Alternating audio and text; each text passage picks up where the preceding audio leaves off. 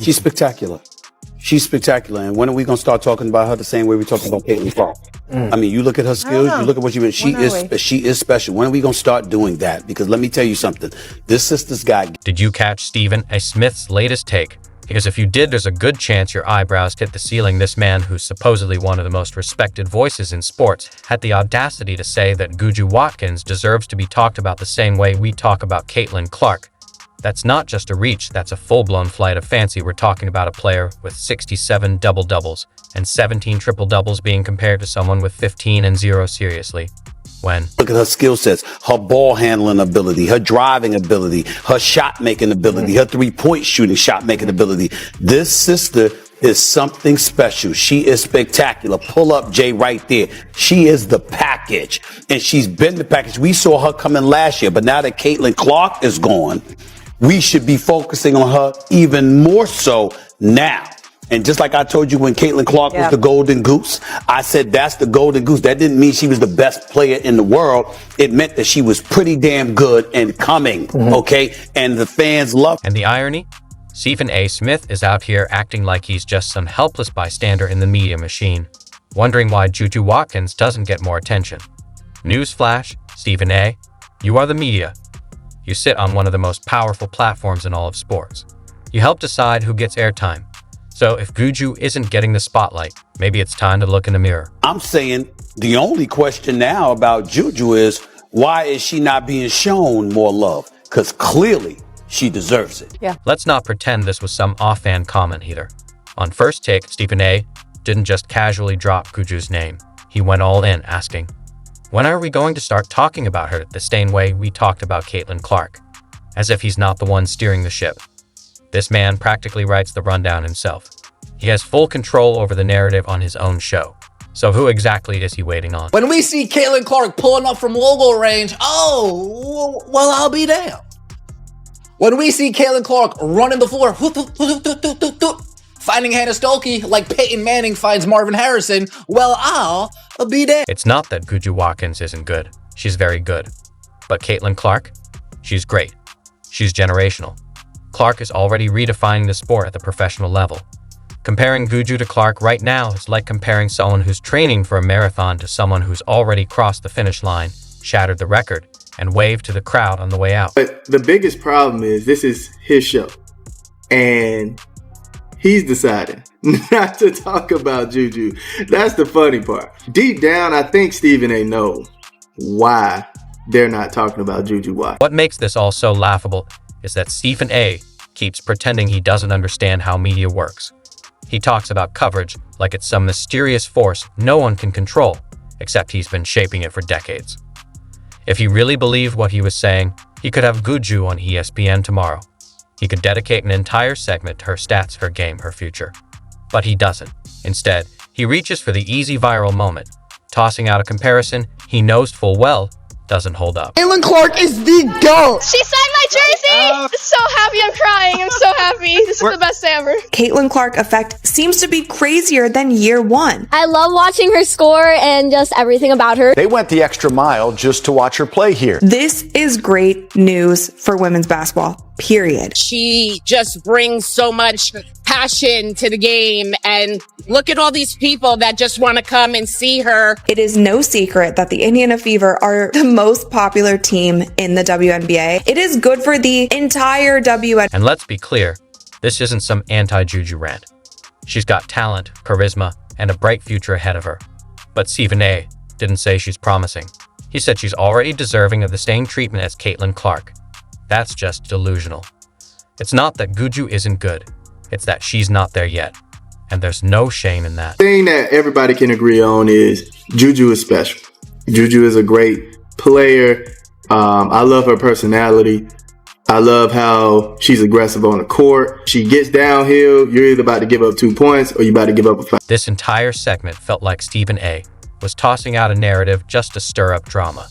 He's trying to manufacture controversy where there isn't any. If you want to champion JuJu Watkins, great. She deserves support. But give her time. Let her carve her own lane. Don't act like she's already rewritten the record books when the ink hasn't even dried on her first chapter. All right, JuJu, yeah, she can score her butt off. Don't get me wrong. JuJu can score her butt off. but is she facilitated at a high level, right? Now, we're going to break it all the way down, man, because as much as I love JuJu, I just don't think she's there where Caitlin Clark is at just yet. Stephen A., if you're going to push a narrative, at least make sure it passes the laugh test. Right now, you're not just holding the salt shaker. You dumped the whole thing in the soup and wondered why it tastes off.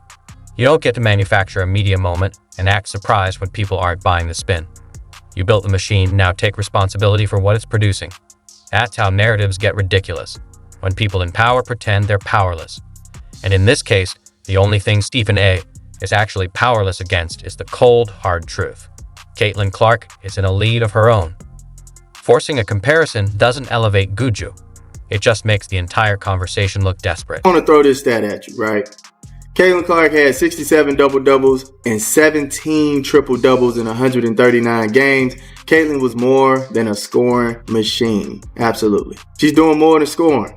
JuJu Watkins has 15 double-doubles and 0 triple-doubles through 62 games. That's for comparison of how great Caitlin was. You want to talk numbers? Let's do it. Caitlin Clark hit 2,000 career points in just 75 games. That's video game stuff. For JuJu to even match that, she'd have to average 33 points per game for the next 12 straight. That's not on the rise. That's chasing a comet with roller skates. Now, let's read this one. Fastest to 2,000 points NCAA. Caitlin, 75. Della Dunn, 75. JuJu Watkins has 1604 in 62 games. Need to average 33 points over the next 12 to hit 2,074 games. Now, if you break it down even further and compare their first 62 college games, sure, the points are close. Clark had 1,662. JuJu has 1,604. Rebounds? Almost identical, minus 433 for Clark, 436 for JuJu. But the assists? That's where the wheels come off. Clark dished out 471 assists in that span. JuJu, just 214. That's not a minor gap. It's a massive indicator of how different their impacts are on the court. One is running the offense, lifting her entire team. The other is still figuring out how to distribute. 62 games for Caitlin and JuJu. We see the points for Caitlin. 1662, 1604 for JuJu. She averaged 26 or 27, and JuJu averaged 26, right? 433 rebounds for Caitlin, 436 rebounds for JuJu, so she won there. 471 assists for Caitlin, 214 assists for JuJu. Are you seeing this? Caitlin Clark was generating nearly twice as many scoring opportunities for her teammates as JuJu Watkins, while still putting up massive numbers herself. That's not just good basketball. That's elite-level floor general, MVP-type dominance.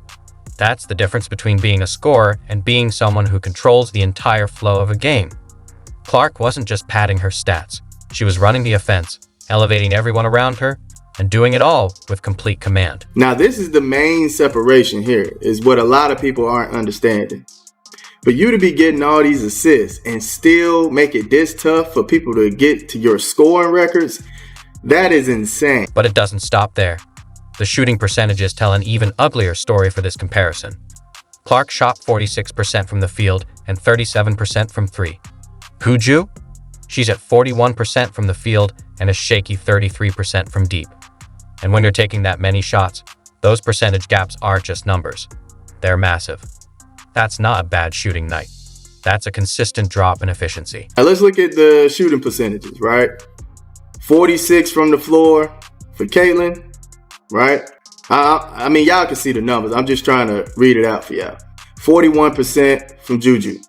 From the three, 37%. From the three, 32 or 33% for JuJu. Okay, 87 for Caitlin, 84 from the free throw for JuJu. Then look at the big scoring nights in their first 62 college games. Clark had 23 games with at least 30 points. JuJu? She had 20. Now, that's still impressive.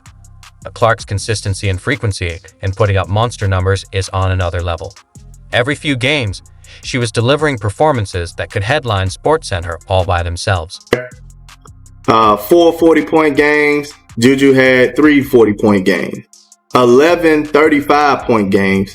JuJu had 6 35-point games. Caitlin had 23 30-point games. JuJu has 20 30-point games. But here's the real mic drop moment. The double-doubles and triple-doubles. Clark racked up a jaw-dropping 67 double-doubles and 17 triple-doubles in college. JuJu, she's got 15 double-doubles and 0 triple-doubles. That's not a knock on Watkins. She's a rising star with huge potential. But if we're talking legendary status versus an up-and-coming talent, this is where the line gets drawn. The numbers don't just speak, they shout. Caitlin has 26 double-doubles, and JuJu has 15 double-doubles. And, of course, Caitlin at this time has 6 triple-doubles, while JuJu has 0. These stats don't just highlight a gap, they expose a canyon. Clark is putting up all-time numbers that rival the greats, while JuJu, though clearly talented, is still finding her groove. It's like comparing someone who's already made history to someone who might get there someday. And that's why it's completely absurd for Stephen A. Smith to act like they belong in the same sentence. If this was 3 years ago, trust me, JuJu would be great. Because she would just be another, oh my God, a great women's basketball player. Oh, goodness gracious. This is amazing. There wouldn't be a conversation about it because remember, she would have just been another gust of wind. Another leaf floating through the... And speaking of Steph Curry-like impact, let's talk signature moves. Just like prime LeBron forced entire defenses to adjust for his step-back threes, Clark brings that same kind of chaos with her limitless range. She's not just occasionally hitting from deep, she's casually stepping into 30-footers like it's a warm-up drill. That kind of shooting stretches defenses in ways JuJu just doesn't. It changes how teams game plan. It bends the floor. It's the kind of gravitational pull only the elite possess. How many people shoot logo threes? How many people in the league can do that? You feel me? It's an anomaly skill that Caitlin possesses that a lot of the other players don't. I would say Sabrina can do it. And then on top of that, she can score and also facilitate. That's another piece that JuJu is